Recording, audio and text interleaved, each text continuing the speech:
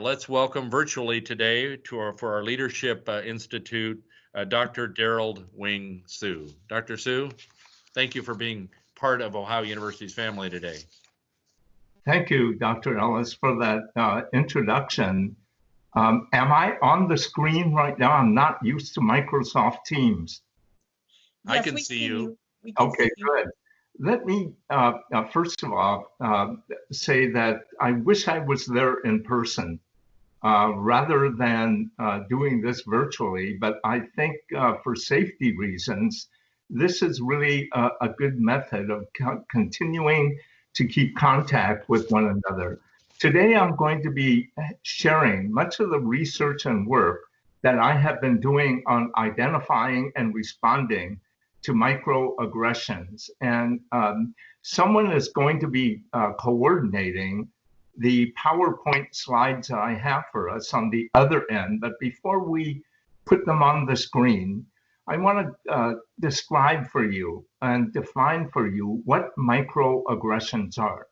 Microaggressions are the everyday slights, indignities, put downs, insults, and invalidations that people of color and many marginalized group members experience in their day-to-day interactions with well-intentioned individuals who are unaware that they are engaging in a demeaning, offensive behavior. Microaggressions are forms of what we call implicit bias. That is that they are outside the level of conscious awareness of generally people who engage in microaggressions, but they are reflections of worldviews of normality, abnormality, superiority, inferiority, and inclusion, exclusion. Now, if we can go to the PowerPoint slides, go through the first three of them. I wonder if you can, Tanisha, can you put them on the slide, at the screen right now?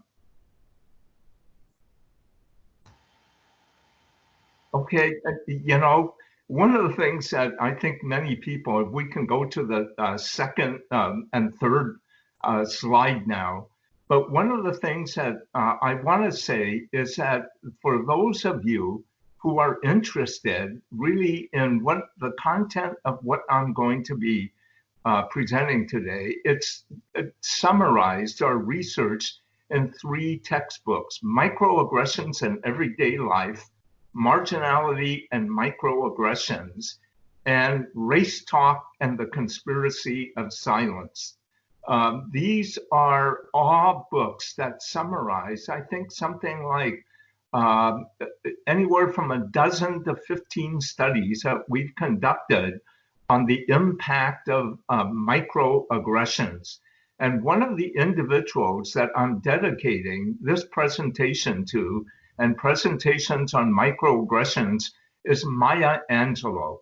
Many of you know Maya Angelou's work, but even before people begin to use or coin the term microaggressions, Maya Angelou was talking about it. In her poem, Still I Rise, she writes the following 2 passages that are so central to our understanding of microaggressions. She writes, "You may write me down in history with your bitter, twisted lies. You may tread me in the very dirt, but still like dust I'll rise. You may shoot me with your words. You may cut me with your eyes. You may kill me with your hatefulness, but still like air I'll rise."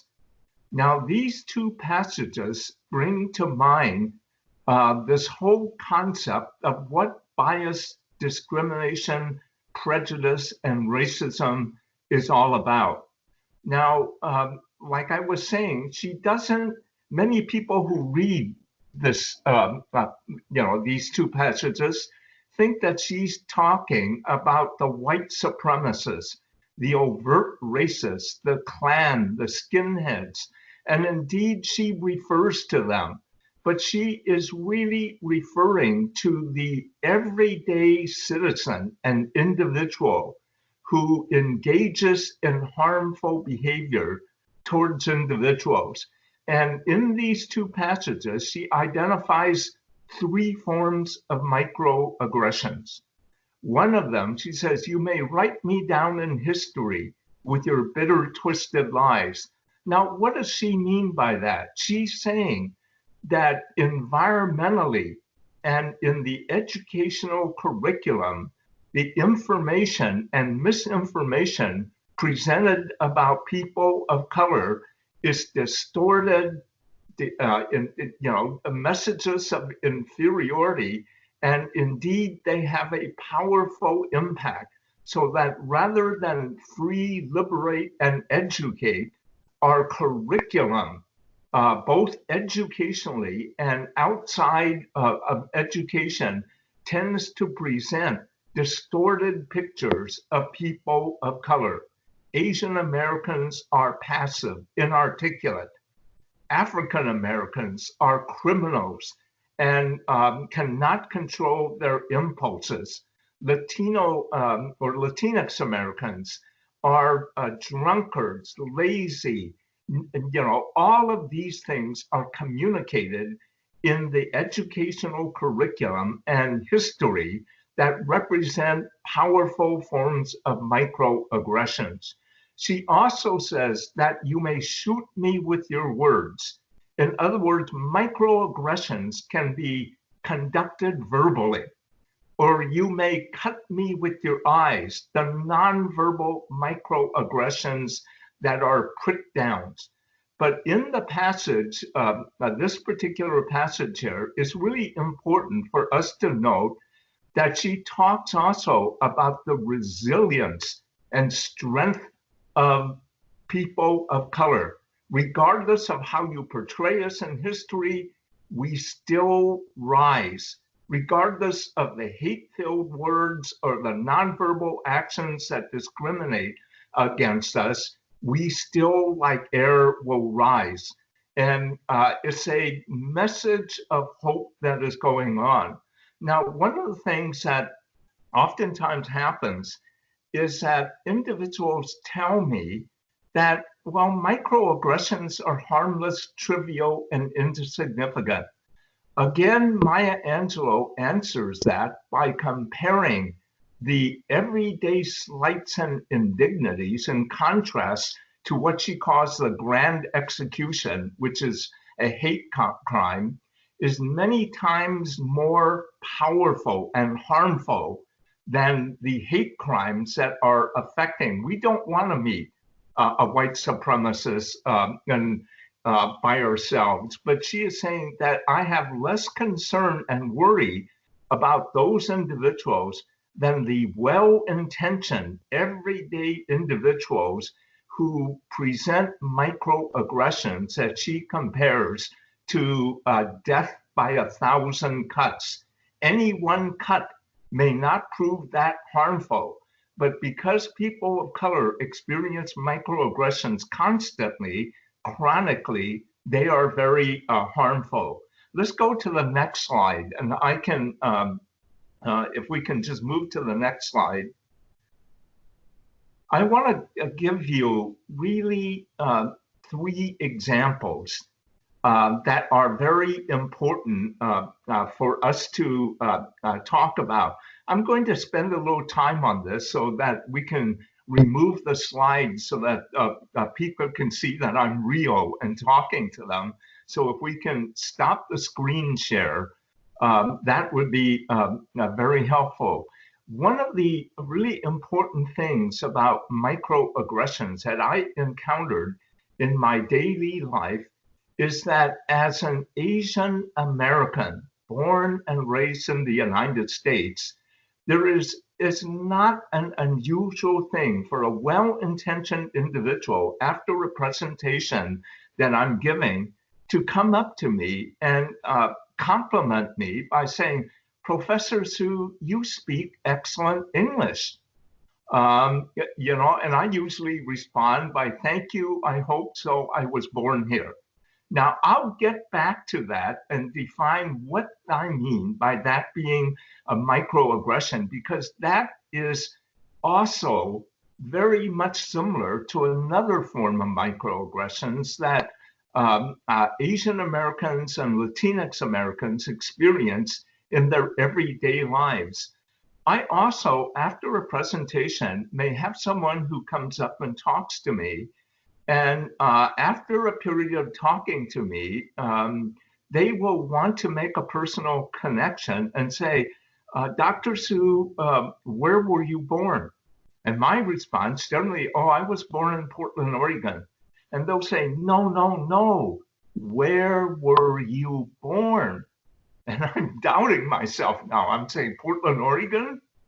And they said, no, I mean, what country were you born in? And I'll say, I was born in the United States. And immediately they will get embarrassed, red-faced, and they thank me and leave immediately. These are two forms of microaggressions that contain a common theme.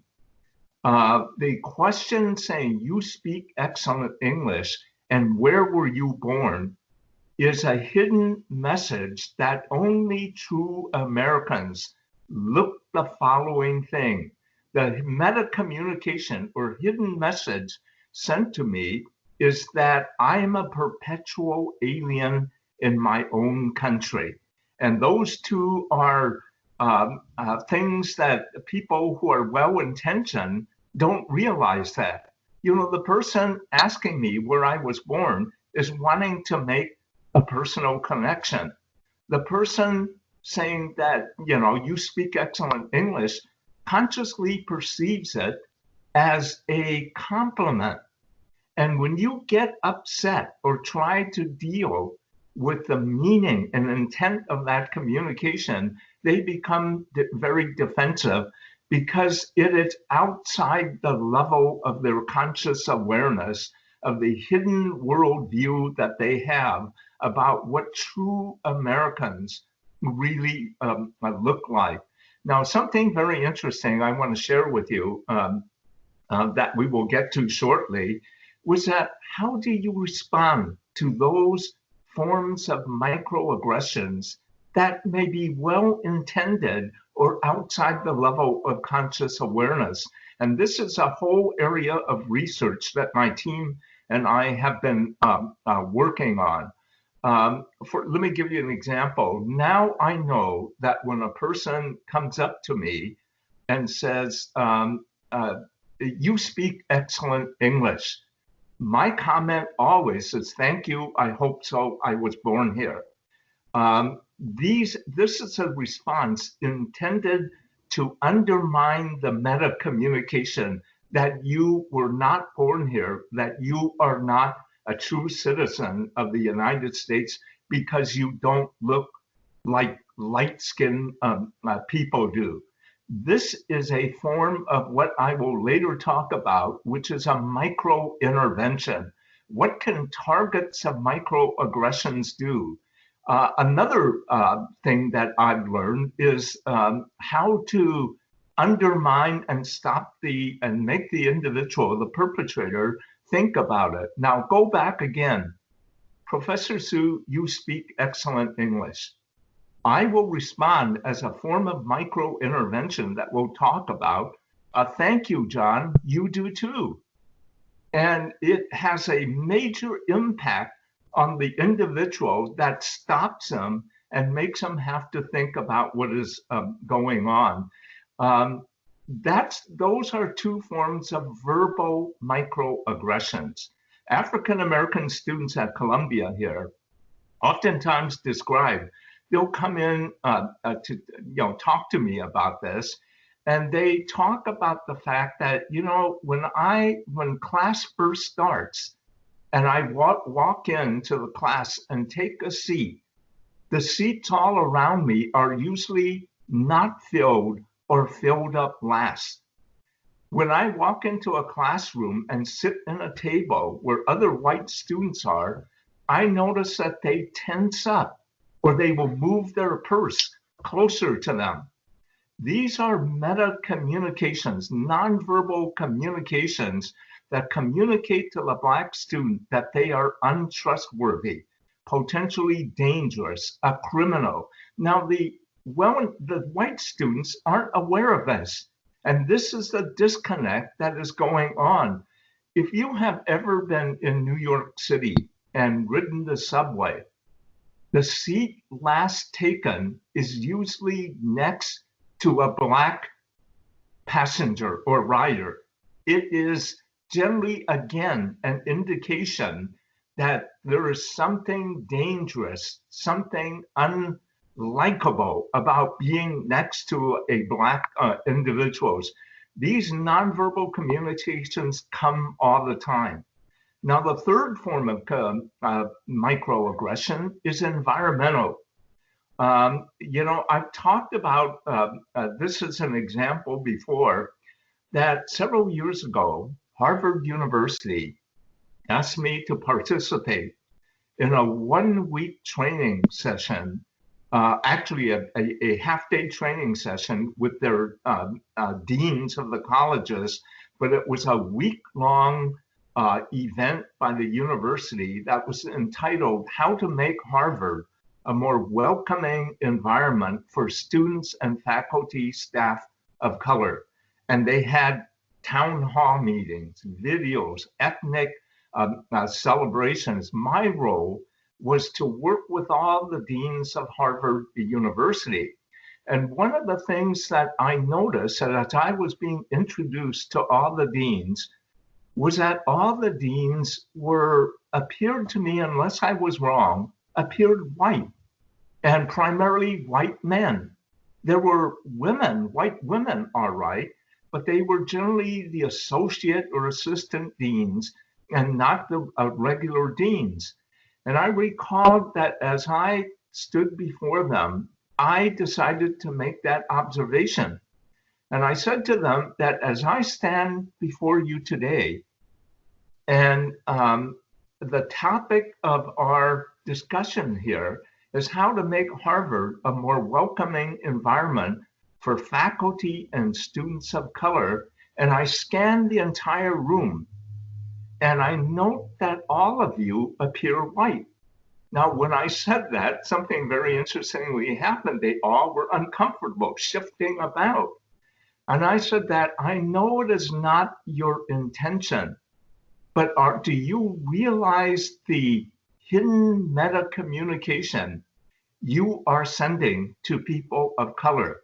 There are 3 messages that you are sending. 1, you are not welcome here.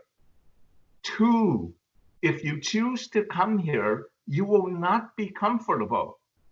3, if you persist in staying, there is only so far up at Harvard University you can go. As a Black student, for example, you may not graduate. As a Latinx faculty member, you may not get promoted or tenured. And I assured them that I know this isn't your intent, but do you know how powerful that environmental microaggression is?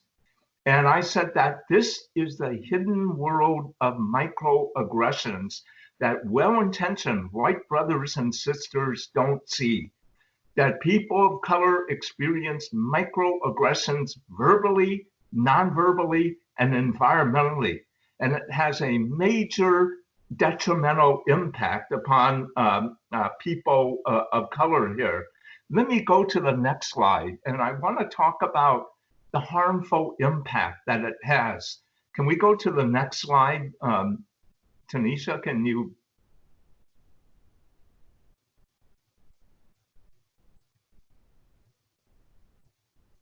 Are we getting to the next slide? Well, let me, I'm not sure it might be working, and I hope you are able to hear me anyway. But the lifetime of being, and here it is, this is a lifetime of what an African-American man experiences as being a lifetime of being an outsider, experiencing microaggressions. And let me read it to you. This was one of the participants who was very articulate, very insightful about the experience of what it is like to be Black in America. He writes, "It gets so tiring, you know. It sucks you dry. People don't trust you. From the moment I wake up, I know stepping out the door that it will be the same day after day. The bus can be packed, but no one will sit next to you.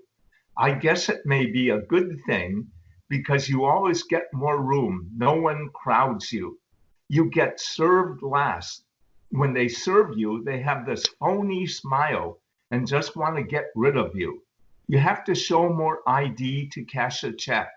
You turn on the TV and there you always see someone like you being handcuffed and jailed. They look like you, and sometimes you begin to think it is you. You are a plague. You try to hold it in, but sometimes you lose it.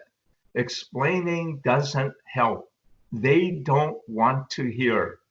Even when they ask, why do you have a chip on your shoulder? Shit, I just walk away now. It doesn't do any good explaining. Can we go to the next slide to give another example? This is a female employee. One of the things that I mentioned earlier was that almost any marginalized group members can be the object of microaggressions. There are gender microaggressions, racial microaggressions, disability microaggressions, class microaggressions, religious microaggressions. They have different themes, but they operate pretty much on the same basic principle. This is a narrative written by a female employee, and it deals with the theme of sexual objectification, something very common that women experience. She says, every day when I come to work, I do my best to show I'm competent and hardworking. I want that promotion as well, but my male coworkers never seem to recognize that I do much more work than they do. Yet when I wear my hair differently or wear a new dress or sweater, I get remarks. Quote, "Oh, you look different. I like it. You really look sexy today. What's the occasion?" Or, "That dress really shows off your body well." And she responds by saying, what gives them the right to comment on my body anyway?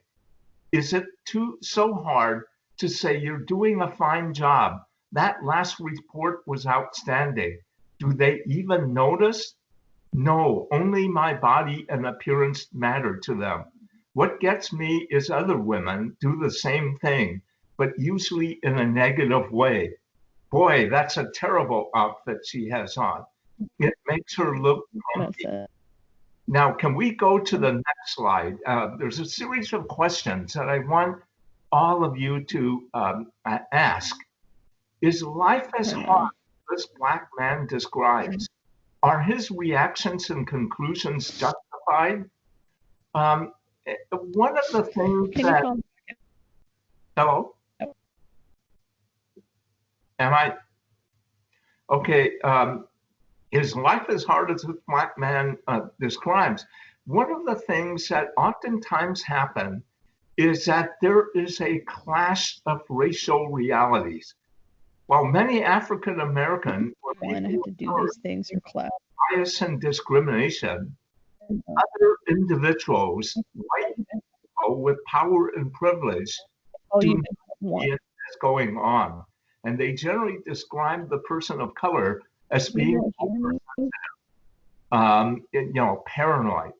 The second question that many of you should ask, again, similar, are female employees and employees of color exaggerating or misreading the actions of others? And again, the issue is whose racial gender reality is the real reality. And I'll get to that very shortly. This third question here is central to our understanding of why it is so difficult for many well-intentioned white brothers and sisters to understand the lived experience of people of color. The question is the Black man right in concluding that others don't want to listen to his explanations? This is really important because what he says is that even when a white person asks, why are you so upset and angry? He says that when I begin to try to explain to the individual, they dismiss what I am saying as invalid, and that really wasn't my intent. You're reading the real situation. Now, this question is so important because it led my research team and I to begin to ask, why is it so difficult for white people to understand the lived experience of people of color? And why is it so difficult for them to understand that they may have behaved in a manner that is prejudicial and discriminatory? Now, our study indicated 4 levels that I really can't cover in the brief time that we have, maybe another time if I get asked back again. But the 4 levels that make resistance to exploring yourself as a racial cultural being, especially those people with power and privilege, is the fear that whatever they say or do will be perceived as being racist. But I submit that that is only a superficial fear. The real fear is that they uncover the fact that they do harbor biases, prejudices, and racist actions and beliefs. And it is their resistance for exploring that makes them so defensive. And it's something that we can come back to later in terms of talking about this. Why don't we go into the next slide, if I can do that. These are typical examples of microaggressions, various forms of microaggressions. Racial microaggressions. Many Black students at Columbia in classroom activities tell about how when they make a statement, they're complimented by the teacher for being so articulate and bright. Now, again, on the surface, a white professor making that statement about Black student appears to be a compliment. But the hidden message here is that this Black student is an exception. It allows in that most Blacks are inarticulate and lack intelligence. And I'm surprised that as a Black student that you are so articulate, bright, and verbal in terms of understanding what's going on. And again, this becomes a clash of racial realities when you try to point this out to white professors that I've tried to frequently. An example of a gender microaggression. This happened at the Columbia Presbyterian Hospital, where many of our interns and residents go. A female resident describes wearing a stethoscope and being mistaken by medical students for being a nurse. Now, being a nurse is very important, but in our society, there is a hierarchy and a belief that women cannot occupy these advanced levels of work here. Let me go skip to the next slide. By the way, I want to say to everyone that I sent these slides electronically that all of you have access to. So you don't need to consider. But 2 other forms of microaggressions are sexual orientation microaggressions and other microaggressions that are ethnic and disability oriented. I'm not going to go over these because I want to save time at the end for question and answer. So if we can go to the next slide here, this is something that we discovered that was very characteristic. We conducted a study of what women of color, LGBTQ individuals, in both as employees, as students in the environment, how they experience the world around them. And these are the things that we found. They experience the campus or work climate as isolating, alienating, extremely stressful, risky, and invalidating. Many students of color on university campuses feel that they are invalidated, alienated, not only from the content, but the physical environment. While white students may experience the campus climate as exhilarating, uplifting, and validating, many students of color, many employees of color in a work environment don't feel that way. They feel invalidated, lonely, isolated. They often describe being the only one that leads to feelings of isolation and loneliness, being the only Asian student in a class, being the only Latinx student in a class, being the only Black student in a class, or being one of the few faculty of color in a university setting, or being one of the few female employees on a management team. There is this feeling of being the only one, leading to isolation and loneliness. And what we found in our study was that this feeling increased as you went up the employment ladder or the graduation ladder, because as you move up the ladder, fewer and fewer of your group tends to be represented there.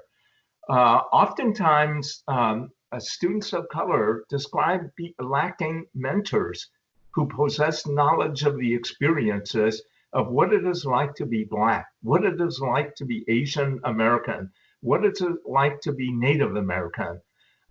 You can have the most well-intentioned counselors, human resource individuals, student facilities groups, but unless they understand what it means to be a person of color, it is very difficult for you to provide helping relationships.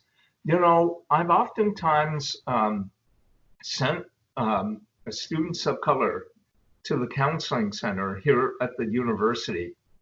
And even though we have generally a multicultural counseling or therapy staff here, what we find is most of the students of color drop out after only the first initial contact.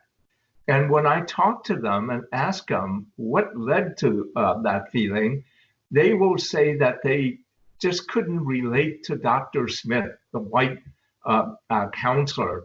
And they would give examples that when the student of color would mention something like, can you really understand what it is like for me, a Black student, to be the only Black student in a class of white, almost all white classmates?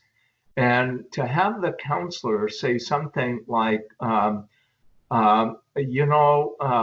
think I can, but besides that, we're all human beings and we should be colorblind. And they feel that their experiences of being a person of color are erased or invalidated. They receive messages oftentimes that they lack intelligence. That comes out in the form of microaggressions. They lack intelligence, competence, and authority. They're considered to be less capable. Again, an example that I can give you is that this comes primarily from Black students here on the Columbia campus. They'll talk about having a roommate, a white roommate or a white classmate, ask him, how did you get into Columbia? And they'll say, I did well on the SAT. I did well in terms of my recommendations were good, my grades were good. And the well-intentioned white classmate would say, no, no, no, how did you get in to Columbia?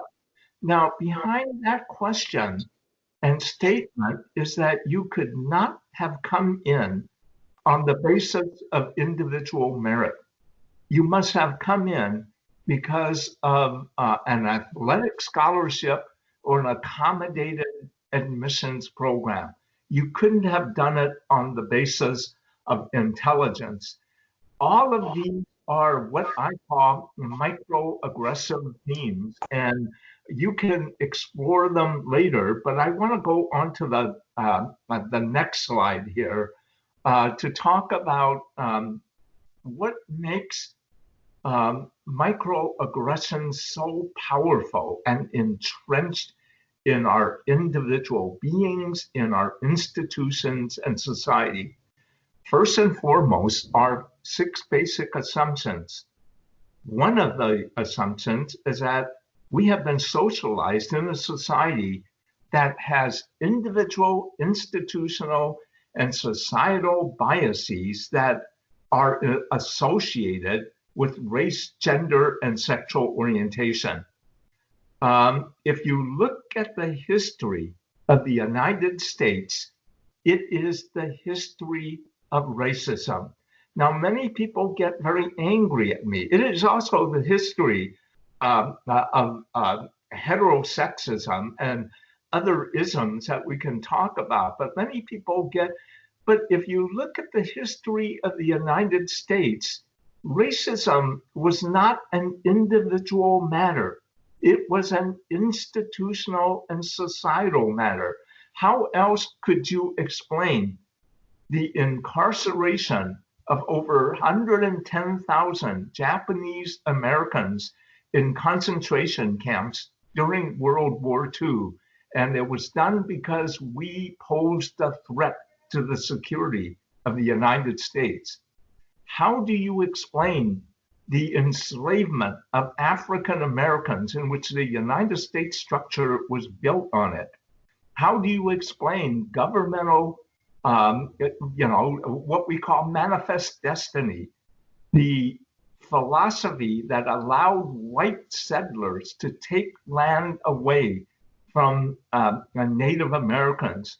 So this is something historically embedded in our society and culture, and we have all imbibed or been socially conditioned to accept these, but on a very unconscious level in terms of our behavior here.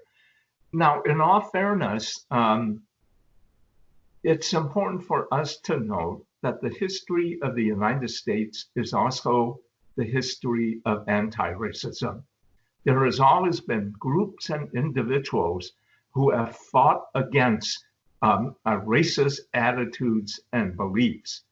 The second assumption that I'm going to quickly go through is that none of us are immune from inheriting the biases of our institutions and society. We have all been culturally conditioned. For me to believe that somehow I have been born and raised in the United States for some 70 plus years without inheriting biases and prejudices is the height of ignorance or naivete or arrogance. And the faster we are able to make this admission, the lower our defenses become and the more open we become to listening to what our brothers and sisters of color are telling us. The other slide, if we can go to the next one, that is important for us to know. Why are microaggressions important? Because it's not old-fashioned racism, as Maya Angelou says. The hate crimes of the white supremacists that do the most harm to people of color, but they are due to ordinary folks that come out in the forms of microaggressions. The disparities that we see in our society is really due to educators or teachers who teach our children, employers who decide who to hire, who to retain, who to promote, and who to fire, healthcare providers who determine the quality and quantity of care that people of color experience. These are the things that create the disparities. Next slide, please. Here is what is really important here to indicate the power of microaggressions. You know, white Euro-American males are 33% of the population.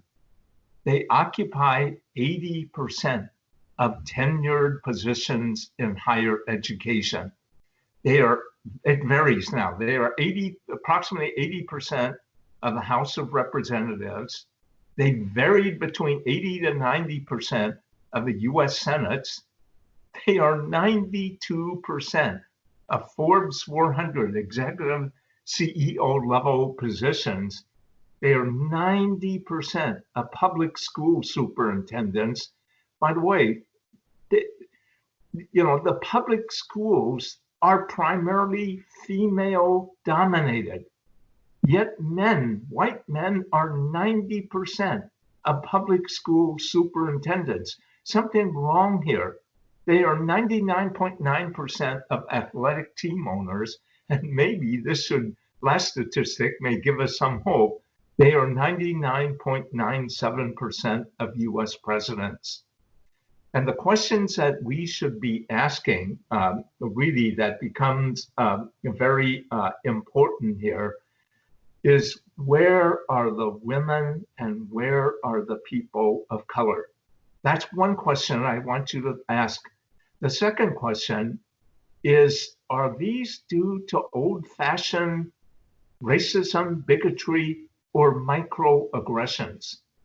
Even though white supremacist movements are increasing in the United States here, it isn't the white supremacists that do the most harm to people of color and create this disparities. They are due to well-intentioned white brothers and sisters who are unaware that the decisions and actions they take are discriminatory. If we can go to the next slide here, I want to, these are three other assumptions. I could go on to elaborate, but I want to go to the next slide here, which is due to what I call the harmful impact controversy. Now, I've given you examples of microaggressions, and my research team and I, in the year 2007, developed a taxonomy that was published in the American Psychologist of microaggressions. White colleagues and other white individuals had pushed back hard. They claimed that microaggressions are macro nonsense. They claimed that we were portraying people of color as weak, vulnerable, unable to take a small slight, and that it was no different from the everyday incivilities that white men or white women experience from a rude clerk. We went back and conducted and surveyed studies, and these are what we found: the difference between group-based microaggressions and the ordinary slights and rudeness or incivilities that people talk about. One of them, microaggressions are constant and continual without an end date. If you have a rude clerk that isn't responding to you because of your race, give you a hard time, you're frustrated, but after the event, it ends. Microaggressions for people of color are constant and continual. They begin from the time you awaken in the morning until you go to bed. Think about the African American man the narrative about the time he wakes up, these are things happening to him. Microaggressions are constant from the time you are born until you die. And this was a study of 3,000 individuals that the American psychologists came out with that found that people of color, especially African Americans, had something that African Americans, 75% of them stated that they experienced daily microaggressions. Now think about that. That if you're a Black person in the United States, that you can count on at least experiencing one or maybe more microaggressions in that particular day. Asian Americans, Latinx Americans, Native Americans also had high rates, up to 50%, much higher than the rudeness that white individuals experience. The second thing that differs this from ordinary insults is that microaggressions are cumulative, and any one may represent the feather that breaks the camel's back. One African American female student told me that when she walks into the cafeteria, school cafeteria, it's not unusual for white students to ask her to clear their table. She said, one day when it happened to me twice, and I went back that evening for a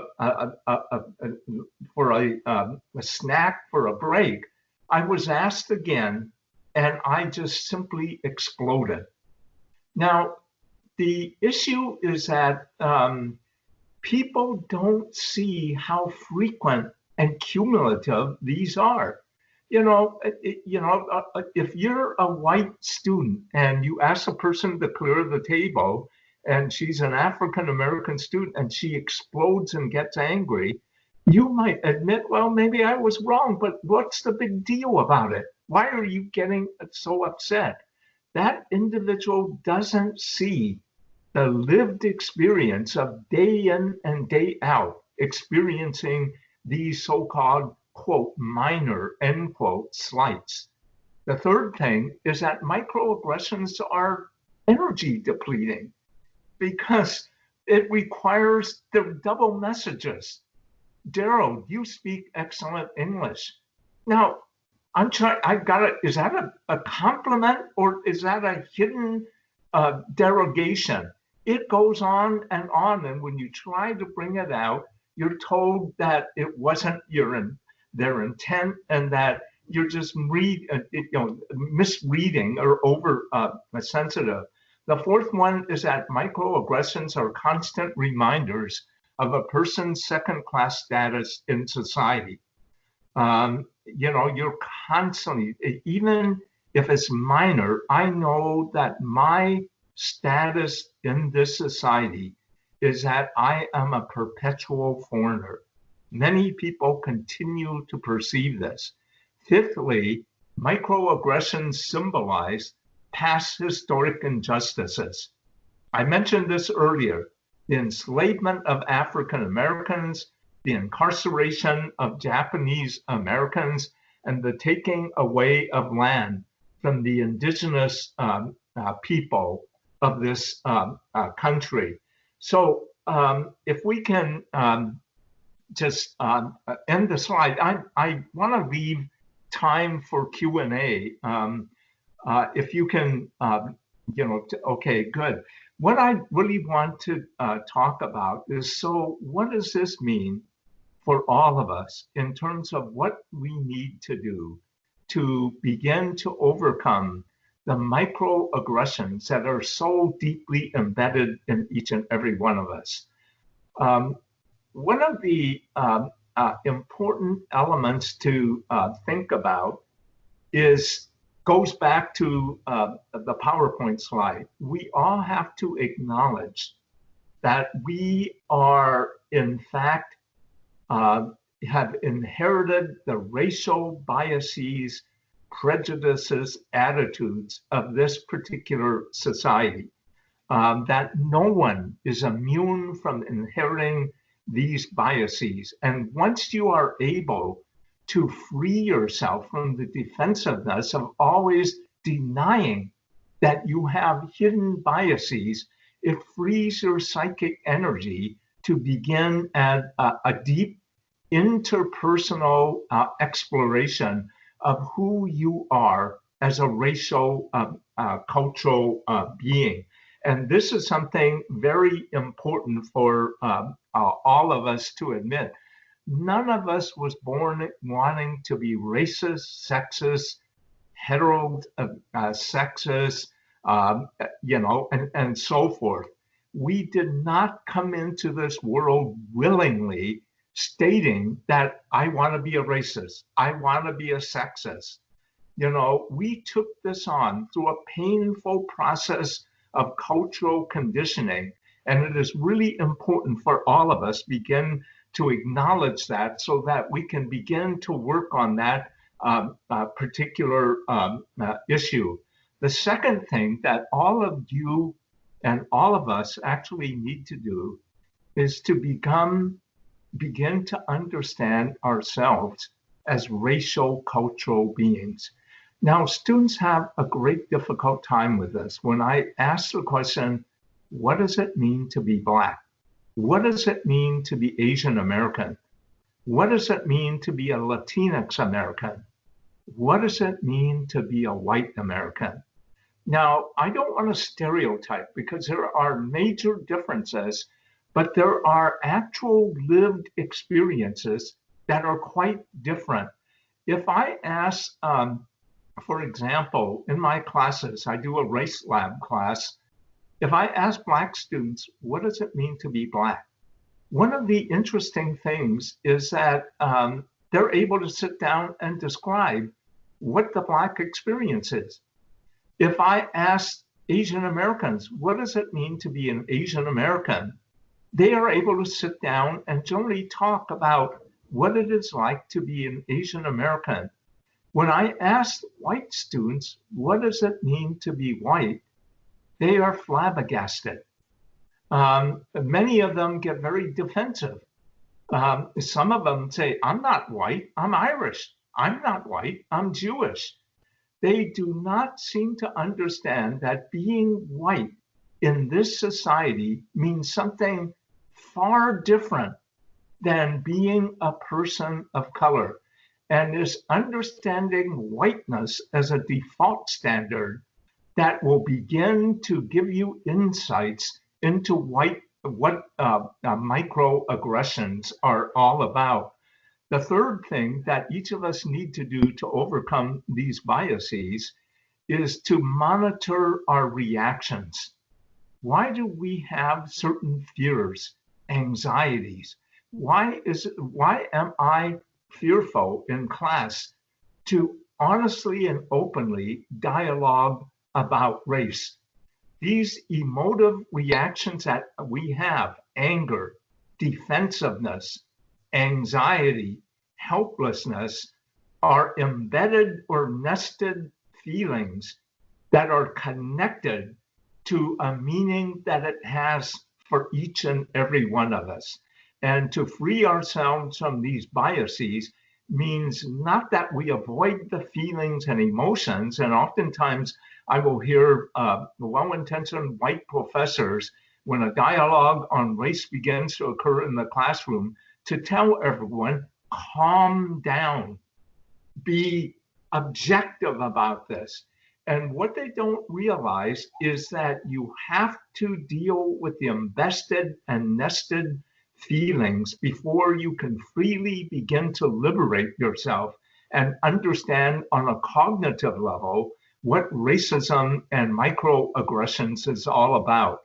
And I can give you a contrast on this. If simply reading textbooks about the Asian American experience and the Black experience was all that we needed to do to overcome biases and their manifestations, we would have eradicated it a long time ago. We haven't, because our cognitive processes are not in line with our emotive, behavioral, and spiritual beings. The last thing that will help us begin to deal with microaggressions, I think it's about 11 o'clock, and I'll stop there and field questions and answers here. The last one that is very important is that to realize that each and every one of us will commit racial, gender, and sexual orientation blunders. None of us are free from the biases, and it is very important to realize that when you commit a racial blunder, it's important that you don't cover up, but it's how you recover that is important. I have committed racial gender blunders, even very recently, but I don't want to be written off just because I committed a blunder. I want to be open to tell me what I said or did that really upset you or offended you. That's the attitude that we need to take in order to deal with racial, gender, and sexual orientation microaggressions. And let's now go to, I think it is about 11 o'clock. Maybe we can field Q&A at this point. Tanisha, are you going to facilitate this? Thank you so much, Dr. Sue, for that very exciting presentation. I wanted to make sure that you were aware that folks were yelling preach and clapping in the chat box there, and really appreciated and felt validated through the things that you shared. I think both Dwayne and I, Dr. Bruce, will facilitate the Q&A, and so I'm happy to jump in with one of the first questions that we received. They're specifically talking about responding to some of the microaggressions and kind of the best approach to do so. Someone wrote, do people seem to be more stunned to hear microintervention? Thanks, you do speak English so well too. Then you seem to respond with, thank you, I hope so, I was born here. Would one of these two intervention strategies be considered more gentler than the other, or does it matter? Yeah, it is considered. Let me try to explain this. What happened when we began our study on microaggressions was that when we ran groups of people of color and white students and faculty as well through the process, a lot of the participants of color constantly ask, well, what do we do when a microaggression occurs? And we found in terms of our study that when a microaggression occurs towards a person of color, about 80% choose to do nothing. And part of it is that it's not that they don't want to do anything, is that they feel paralyzed. What is it that I do? And microaggressions occur so quickly that by the time a target or a person of color thinks about how to respond to it, it's over, it's gone.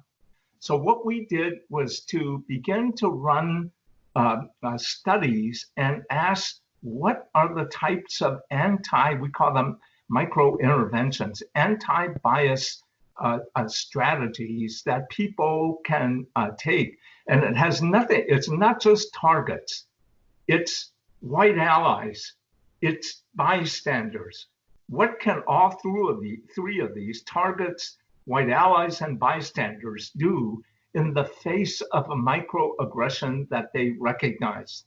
And we were able, after analyzing many responses that people gave, two of them I gave to the comment about you speak excellent English, but there are actually many more. What we did was we took all of the responses against many different situations, like a Black participant described one time walking into an elevator with a white woman who was also riding in the car, and all of a sudden noticing that she clutched her purse more tightly and stepped to the rear of the elevator. And he said he chose to, he was thinking of doing two things. Frankly, saying that I'm not a criminal. That was one micro intervention response. The other response that he thought about was that which he did, was to take off his cap and step away from her and say, "Good evening." That was one, and what he was communicating to her: I'm not dangerous. I'm respectful, and you don't have anything to fear from me. But when we looked at all the microaggressions, we organized them into 4 different categories. And by the way, this is written up in the 2019, last January, our study dealing with micro interventions. It was called, Micro Interventions, Disarming Microaggressions by Targets, White Allies, and Bystanders. And we've organized them into 4 categories. One of them was making the invisible visible. Just calling someone out. That's a stereotype. Someone saying, those people are all like this. And you intervening would say, oh, John, that's a stereotype. You're making the invisible visible.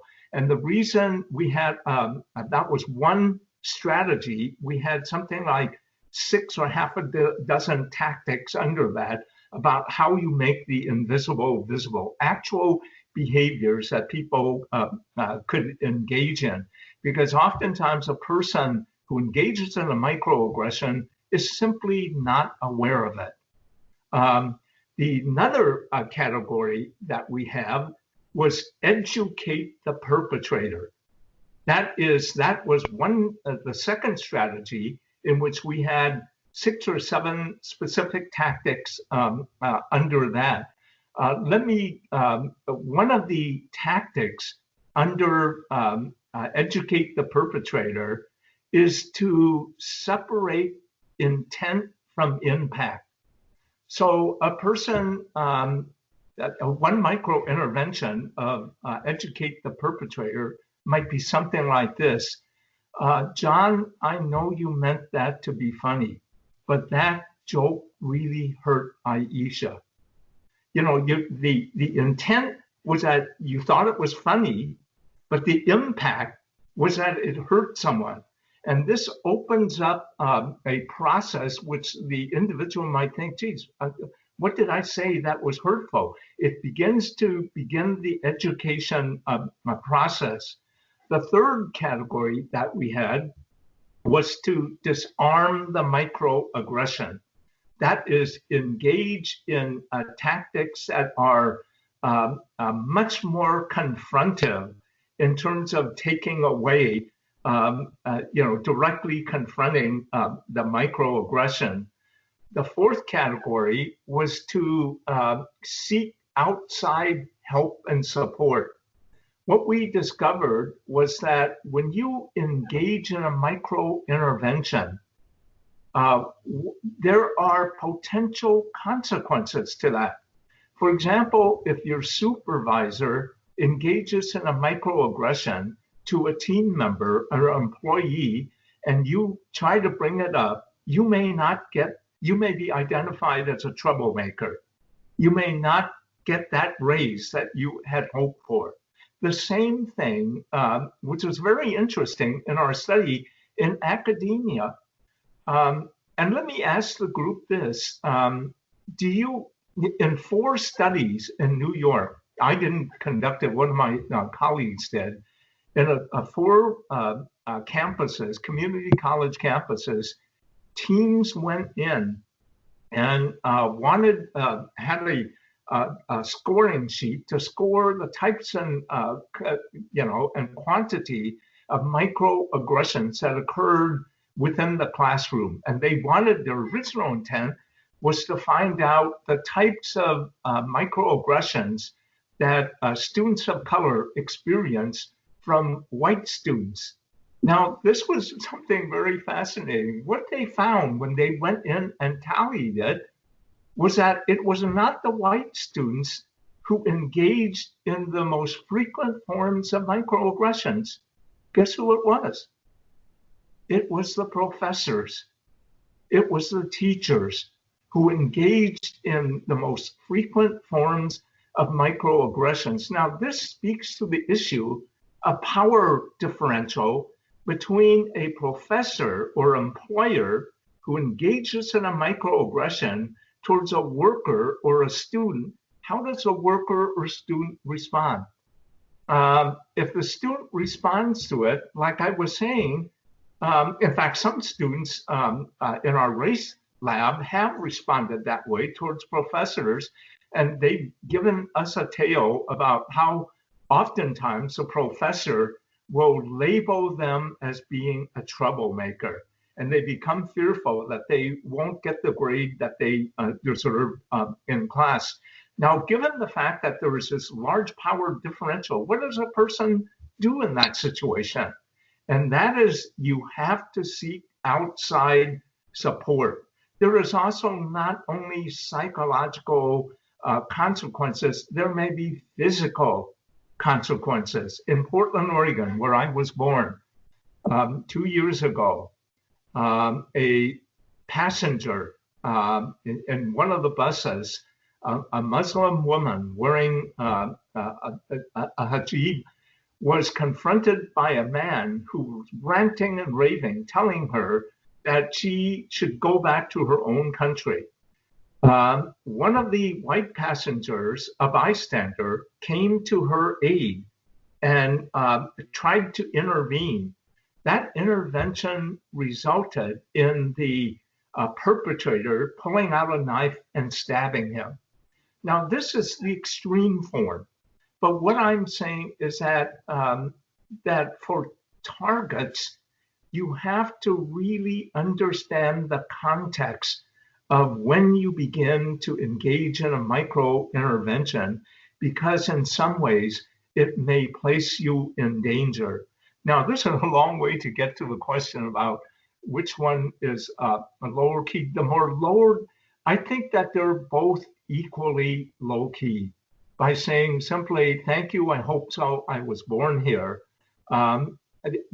is a gentle way of communicating that that I'm a citizen here. Now, it may not have an immediate impact, but it will plant a seed in that individual's mind that will later blossom when other similar situations might present themselves.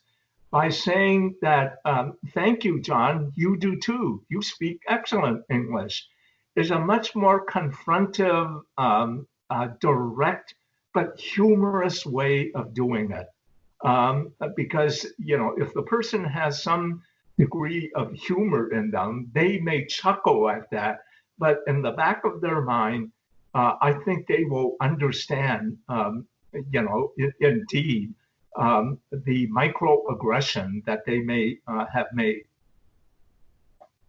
That's a long way to answer the question. Long way.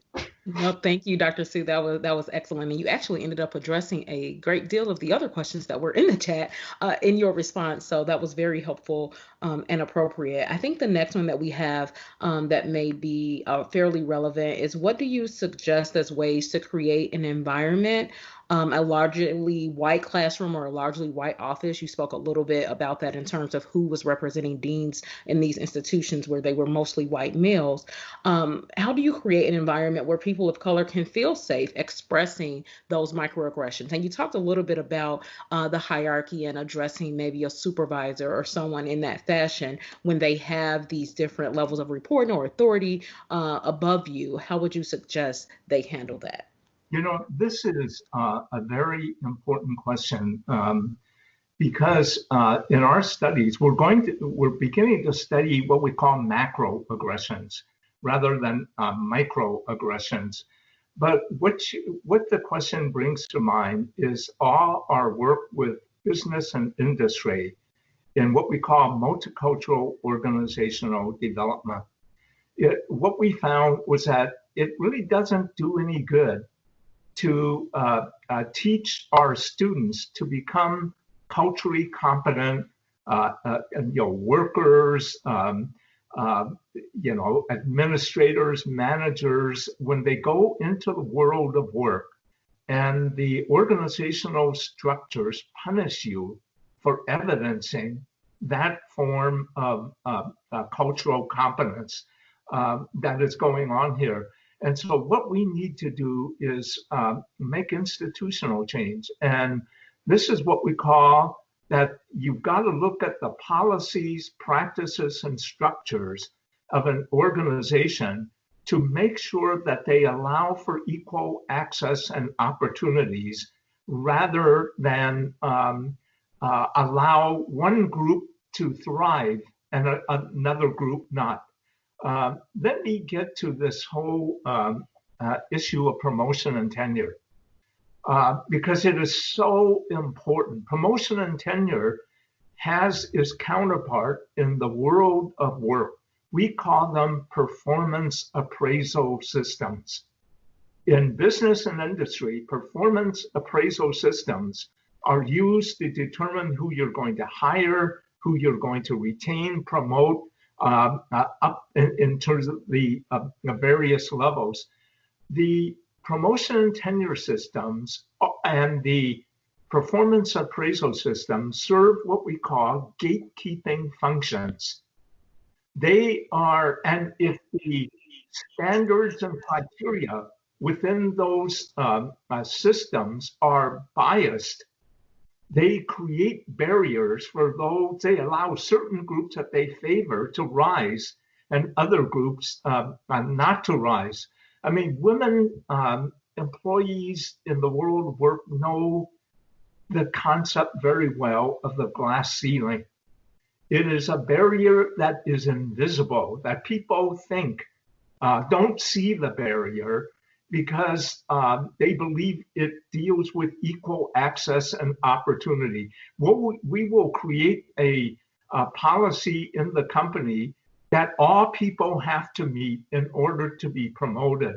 What they don't realize is that singular policy may in some ways discriminate against others, so that a institutional audit, and I would say this, could be conducted at Ohio University. And what does that institutional audit entail? It entails focus groups of students of color, of women, of LGBTQ students, to get their perception of how the institution validates or doesn't validate who and what they are. And what is it institutionally in terms of policies, practices, and structures that should be eliminated, changed, or instituted in order for people to really begin to understand this? An example I can give you is that at the University of California system in, I think it was 3 years ago, maybe it was in 2015, the president of the University of California system, in fact, she was former Homeland Security chief. I can't remember her name offhand, but she instituted voluntary microaggression training using our taxonomy for all faculty and staff. At Teachers College, where I teach, well, at the University of California, Berkeley, it was voluntary. At Teachers College here, it is mandatory. All new faculty, all new staff, administrators go through 2 hours of microaggression training. And so what you're doing is building in something within the institution that would be helpful. And I think also building in an accountability system in institutions that monitor the organization's movement towards multiculturalism has to occur. Now, I'm sure Ohio University has a beautiful mission or vision statement, and it probably goes very similar to many of them that, for example, its Teachers College believes in equal access and opportunity, inclusion, social justice, and it's a beautiful statement. But oftentimes those statements are cosmetic in nature. And what institutions have to do is operationalize, define, and build in a group that has the power to monitor the vision statement with respect to what the university actually does. And so this is taking on a macro approach, not a micro one. A microaggression training is that you're training at an individual level.